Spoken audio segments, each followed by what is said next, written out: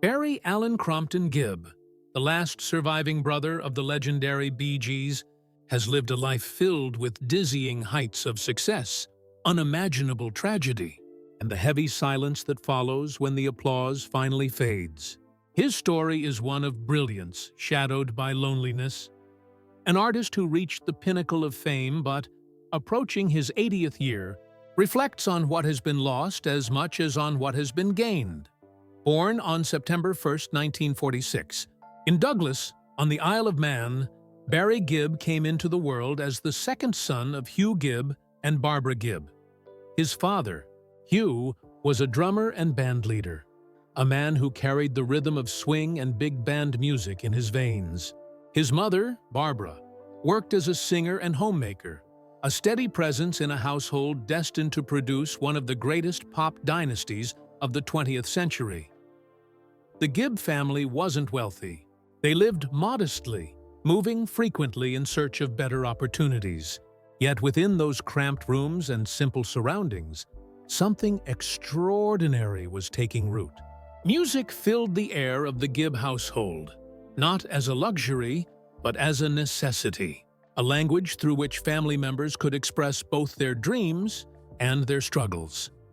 Young Barry quickly distinguished himself among his siblings. Tall, slender, and soft-spoken, he possessed an innate sense of melody and a voice that could shift from smooth baritone to aching falsetto with remarkable ease. His earliest years were marked by a restless curiosity and a need to perform. By the age of 9, he was already showing signs of prodigious talent, strumming guitars and writing melodies with a natural ease that belied his age. But life was not without its shadows. The post-war years in Britain were lean, and the Gibb children often felt the sting of poverty. At times, their father struggled to find steady work as a musician, forcing the family to scrape by. Yet, in hardship, they found strength and, more importantly, solidarity. The children, Barry, along with his younger twin brothers, Robin and Maurice, and eventually their youngest sibling, Andy, leaned on each other, forming not only a family bond, but also the nucleus of a musical partnership that would change the world. When Barry was still a boy, the family moved from the Isle of Man to Chorlton-cum-Hardy, a suburb of Manchester, England. The move exposed him and his brothers to a rougher environment. Manchester was still reeling from the war and struggling with poverty. The streets could be unforgiving, and Barry often found himself the target of bullies. Yet this adversity only pushed him further into music. Performing gave him confidence and escape, a way to rise above the noise of daily survival. The turning point came when Barry, together with Robin and Maurice, began to develop a fascination with harmonies. Inspired by the doo-wop records of American groups like the Everly Brothers and the Mills Brothers, they spent hours imitating those sounds, discovering that when their voices blended together, something magical emerged. It wasn't just singing, it was a chemistry that seemed almost genetic, a perfect balance of tone and phrasing that no amount of training could replicate. Their first performances were humble. Local talent shows, community halls, even singing for neighbors to earn a few coins. Yet people noticed. The boys had charisma, energy, and above all, a sound that was distinctly their own. For Barry, who was just entering his teenage years, this was the beginning of a lifelong journey, though he couldn't yet imagine just how far it would take him. Formal education took a back seat to music. Barry was not an academic child. School bored him, and he often skipped classes to pursue his passion.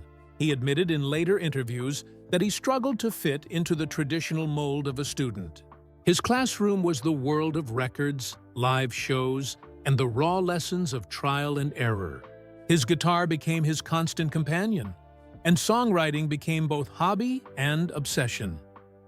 By 1958, the Gibb family made another pivotal decision. They emigrated to Redcliffe, Queensland, Australia.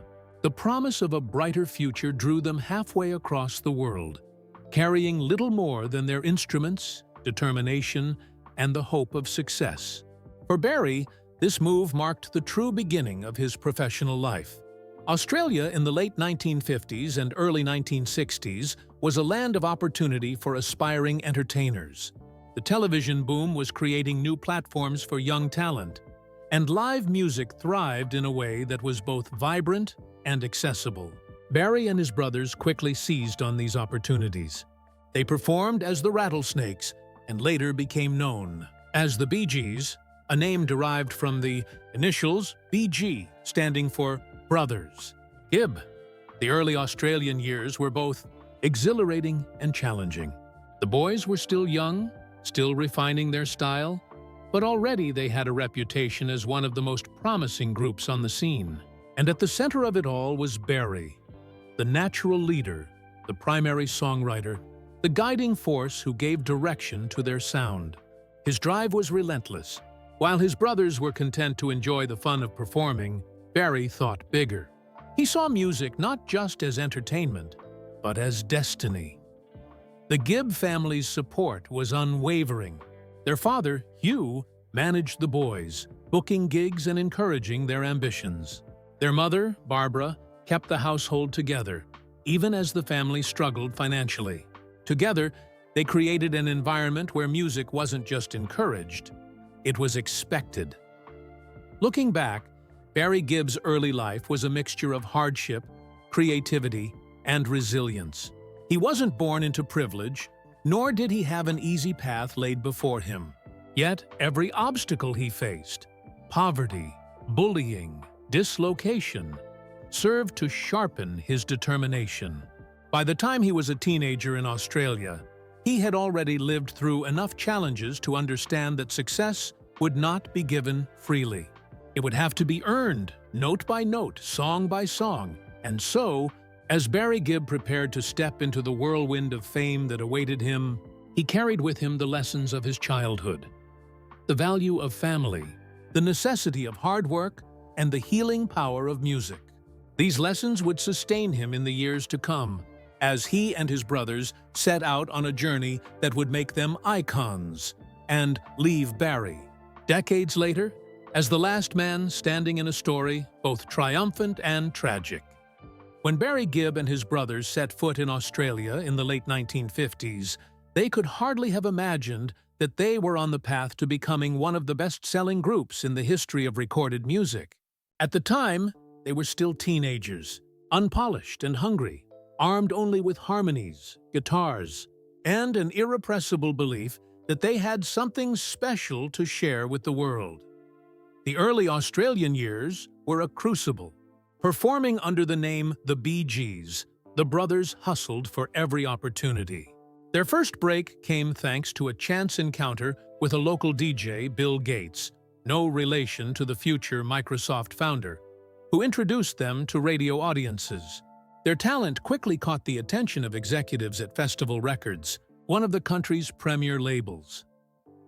By 1963, Barry, at just 17 years old, had already begun distinguishing himself as the principal songwriter of the group. He was prolific, penning songs not just for the Bee Gees, but for other artists on the Festival label.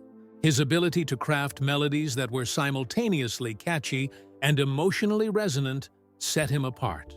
While many teenage musicians of the era dabbled in imitation, Barry had already developed a voice of his own, grounded in storytelling and rich harmonics. Yet the early years were anything but easy. Despite local successes with songs like Spicks and Specks, released in 1966, the Australian music market felt too small, too provincial. The Gibb brothers longed for international recognition. Encouraged by their parents, they packed their bags once again, returning to England in 1967 in pursuit of bigger stages and broader audiences. It was in England that the turning point came. With the help of impresario Robert Stigwood, who became their manager, the Bee Gees were launched onto the international scene. Their debut album, Bee Gees First, released in 1967, was a revelation.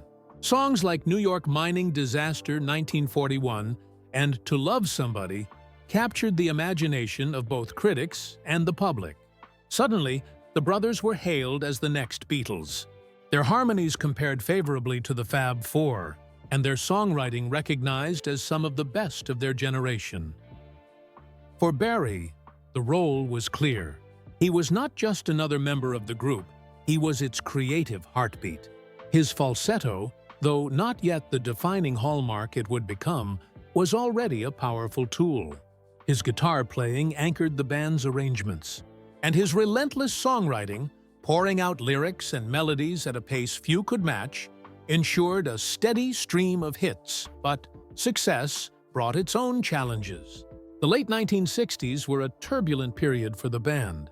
While their early albums performed well, internal tensions simmered. The natural rivalry between siblings sometimes boiled over, with Robin Gibb briefly leaving the group in 1969 after disputes over artistic direction. During this time, Barry found himself both the peacemaker and the leader, striving to keep the family unit intact while ensuring the band's creative momentum continued. Despite the setbacks, the hits kept coming. Ballads like Massachusetts, Words, and I've Gotta Get a Message to You cemented their reputation as masters of the pop single. Their sound, lush, harmonic, and emotionally potent, resonated with audiences across the globe. By the end of the 1960s, the Bee Gees had established themselves as one of the premier acts of the era. Still, it was the 1970s that would truly define Barry Gibb and his brothers. The decade began with challenges. Their popularity waned, and they found themselves struggling to adapt to the changing musical landscape dominated by hard rock and the rise of singer-songwriters. For a time, it seemed the magic had faded. Their albums sold modestly, and critics wondered if the brothers' best days were already behind them. But reinvention was always Barry's strength.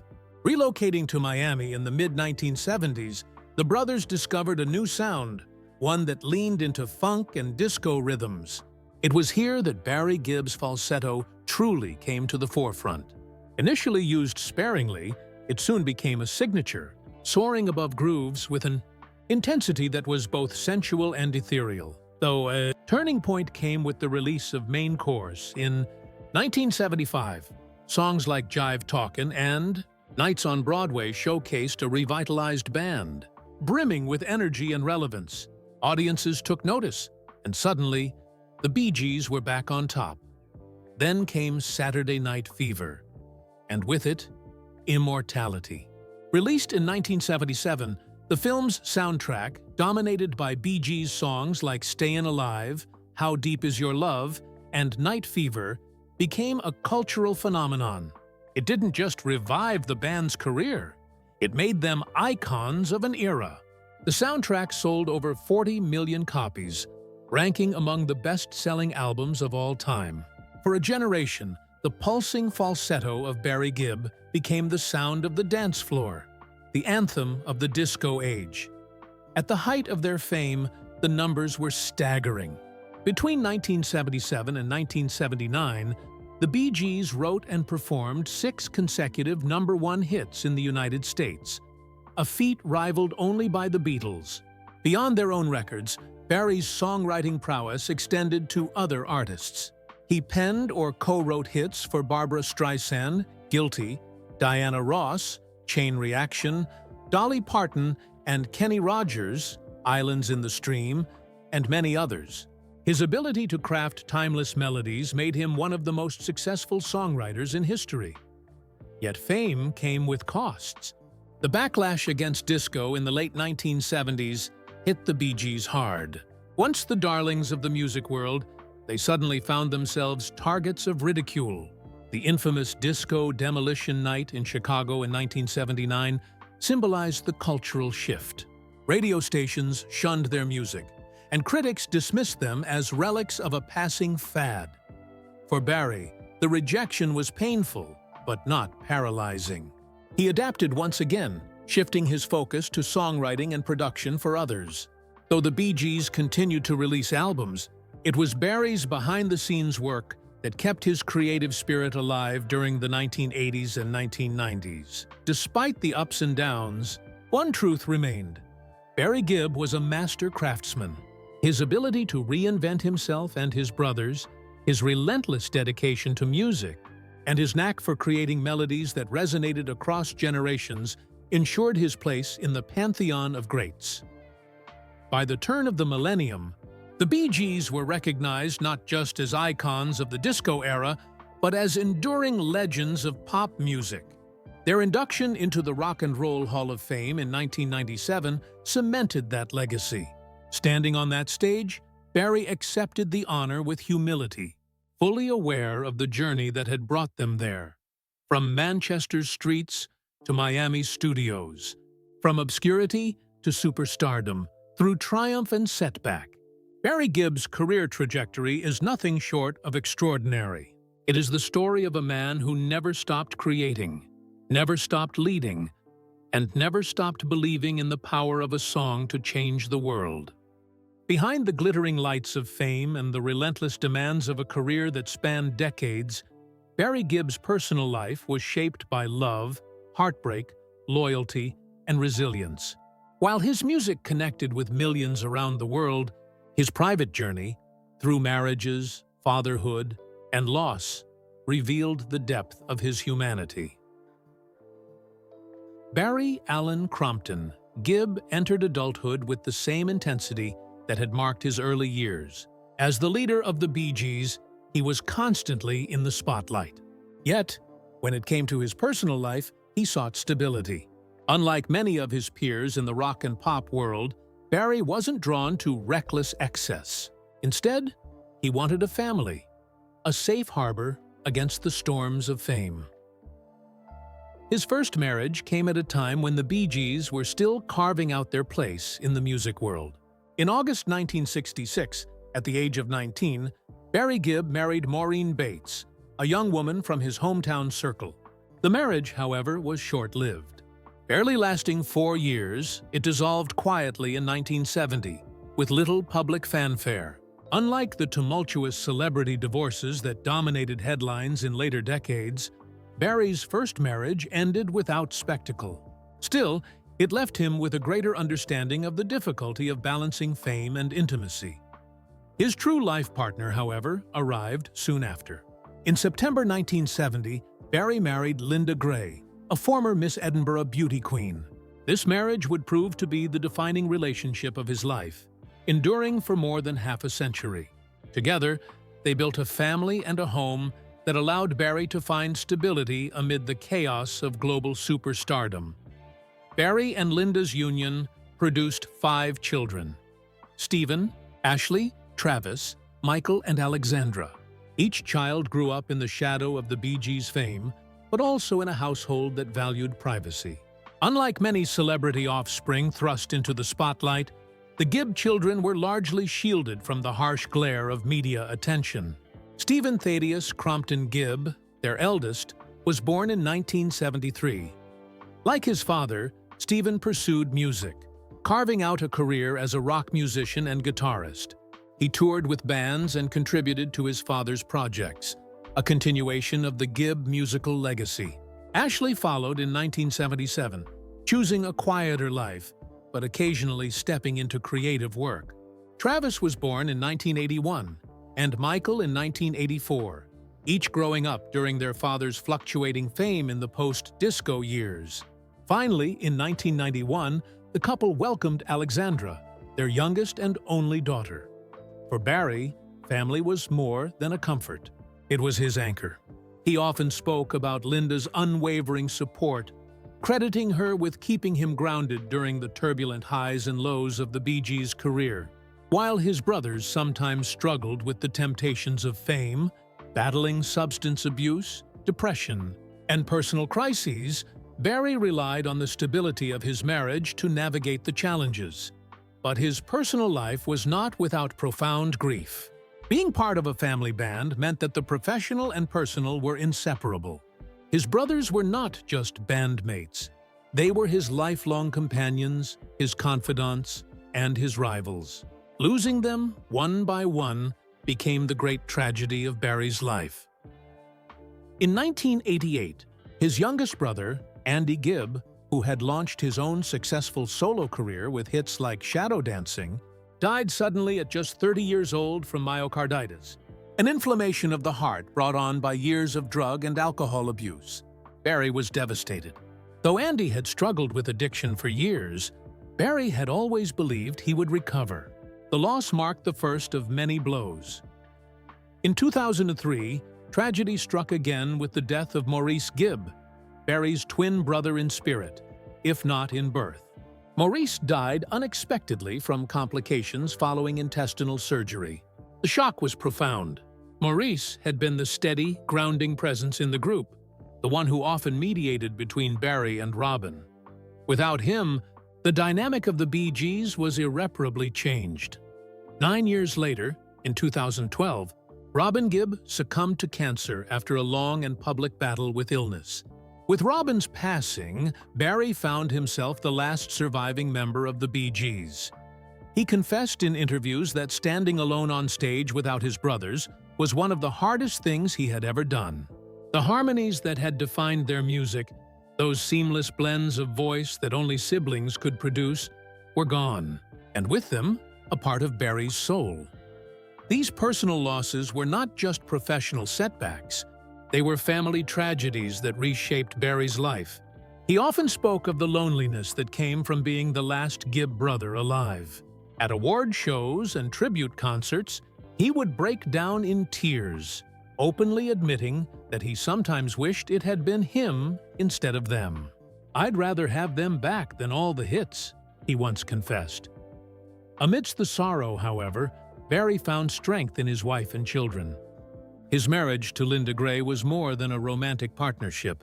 It was a refuge. Linda not only supported him emotionally, but also shielded him from the darker side of fame. She famously discouraged him from succumbing to the excesses of drugs, a path that had claimed so many musicians of his era.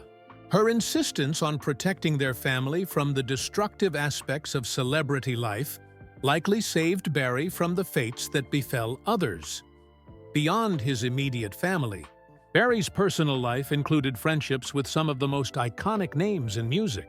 He collaborated with Barbra Streisand, Michael Jackson, Dolly Parton, and Kenny Rogers, forging bonds that went beyond the recording studio. Yet, despite the glamour of these associations, he often described himself as a homebody, preferring quiet evenings with his family to the glitz of Hollywood parties. As Barry entered his later years, the balance of his personal life shifted. His children grew up and pursued their own paths, while he and Linda settled into the quieter rhythms of grandparenthood.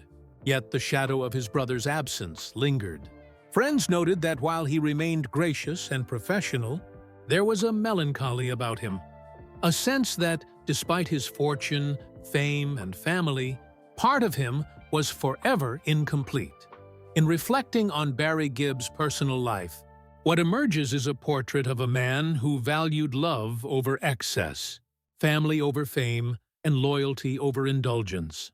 His long marriage to Linda, his devotion to his children, and his grief for his brothers paint a picture of someone whose greatest joys and deepest pains were bound not to the stage, but to the bonds of family.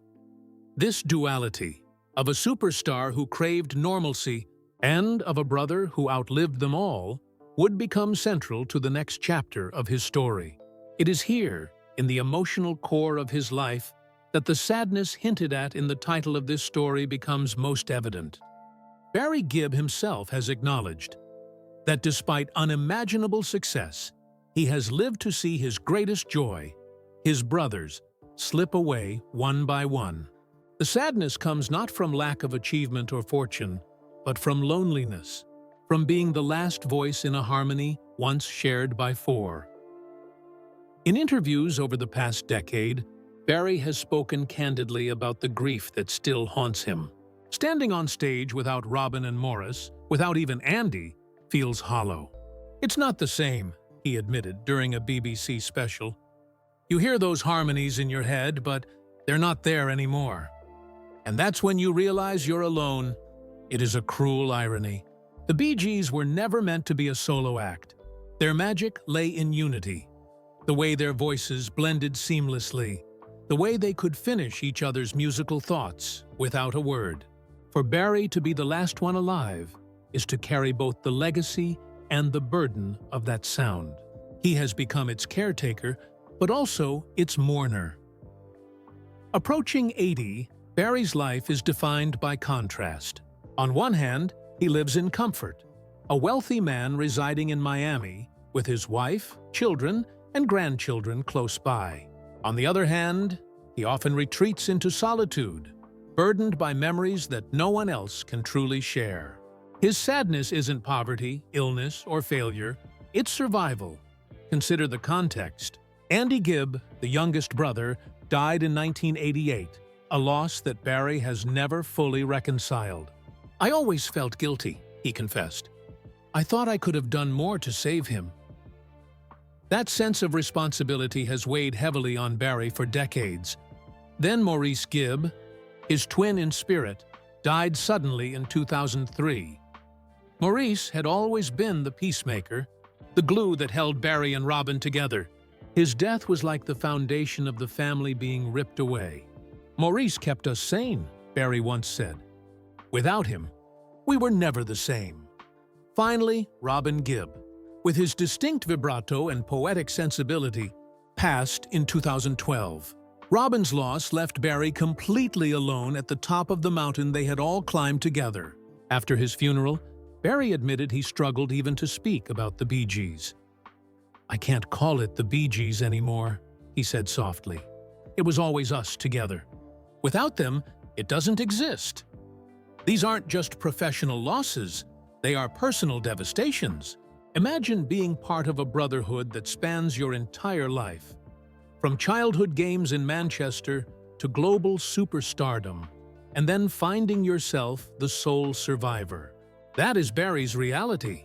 Even the triumphs of his later career have been bittersweet. When he was invited to perform at Glastonbury Festival in 2017, thousands of fans cheered him on, celebrating the enduring power of Bee Gees' songs. Yet backstage, Barry admitted he almost walked away, overcome with the weight of performing alone. "I didn't want to go out there," he said. "But then I realized I had to, for them." The sadness of Barry Gibb's later years is compounded by reflection. He often wonders about choices made, roads not taken. Did fame come at too high a cost? Could he have done more to protect his brothers from the pitfalls of addiction, stress, and illness? These questions linger, unanswered, in the quiet moments of his twilight years. Physically, too, time has taken its toll. Once known for his flowing mane of hair and lean frame, Barry now moves more slowly. He has spoken about health struggles, including arthritis and back pain, that make performing more difficult.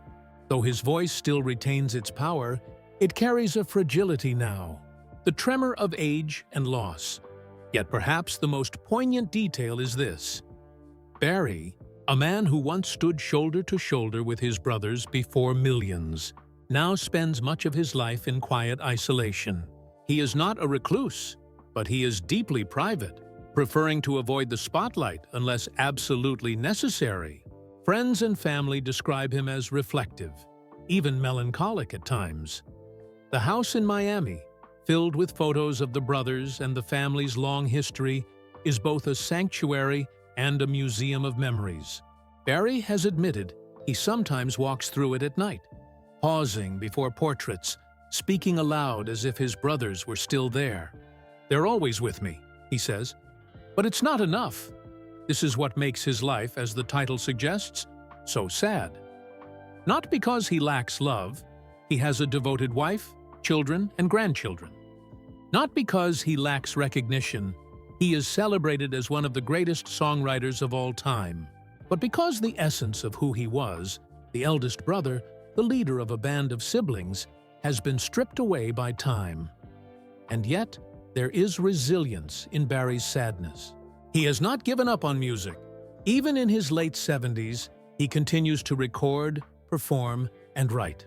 His 2021 album, Greenfields, The Gibb Brothers Songbook, Volume 1, reimagined Bee Gees classics with country and Americana artists. It was not just a tribute to the music, but a way of keeping his brothers alive through song. The record was warmly received, a testament to how enduring their catalog remains. More importantly, it was Barry's way of reclaiming joy from sorrow, of saying to the world that even though the brothers are gone, their music endures. "It's a way of being with them again," he said in promotion of the album. Ultimately, Barry Gibb's sadness is inseparable from his legacy. He is both the beneficiary of extraordinary success and the victim of extraordinary loss. His story forces us to confront the paradox of survival. Sometimes living the longest can feel like the hardest fate of all. As he approaches 80, Barry has described himself as grateful but haunted. "I've had everything," he once reflected, "but I've lost everything too. I live with both, and that is the truth behind the title." Barry Gibb does not live a sad life because of what he lacks materially. He lives a sad life because he carries the memories of those he loved most, and because every time he sings a Bee Gees song, he is reminded of voices that will never sing beside him again. In the final chapters of his life story, Barry Gibb has moved from the roaring spotlight of superstardom into the quieter, more reflective rhythms of age. Now approaching 80, he stands not only as the last surviving member of the Bee Gees, but also as one of the most prolific songwriters of the modern era.